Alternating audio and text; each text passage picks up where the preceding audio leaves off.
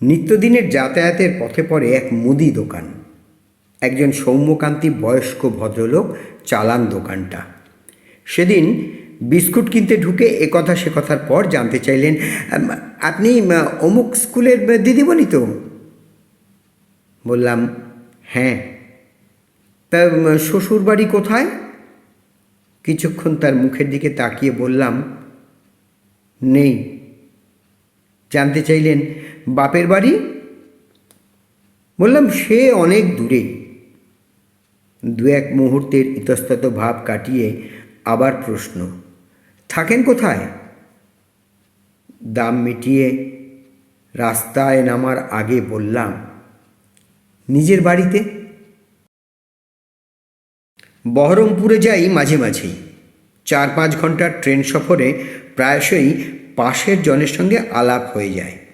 একথা সে কথার পর সহযাত্রী জানতে চান, বহরমপুরে বাপের বাড়ি যাওয়া হচ্ছে?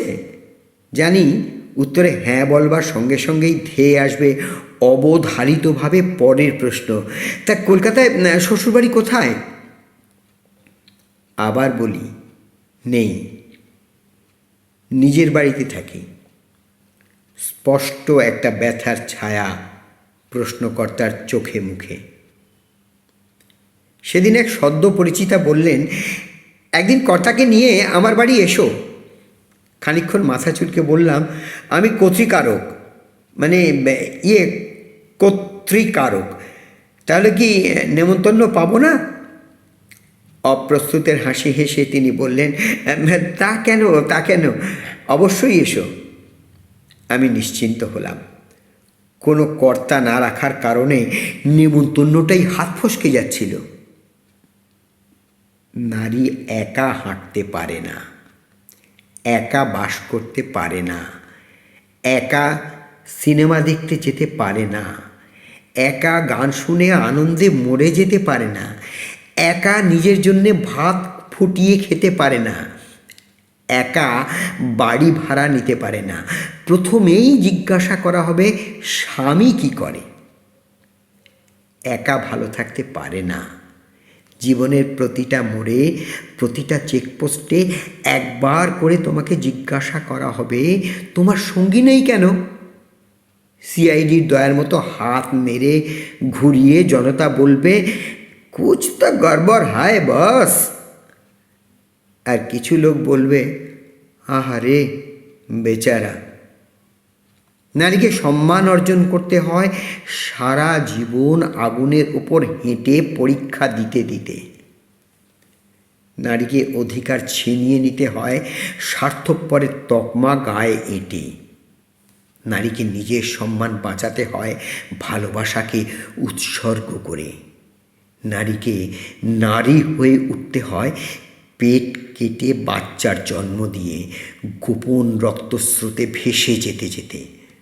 সর্বোপরি নারীকে মাথা উঁচু করে বাঁচতে হয় না বলা শিখতে শিখতে। আজ শিবরাত্রি।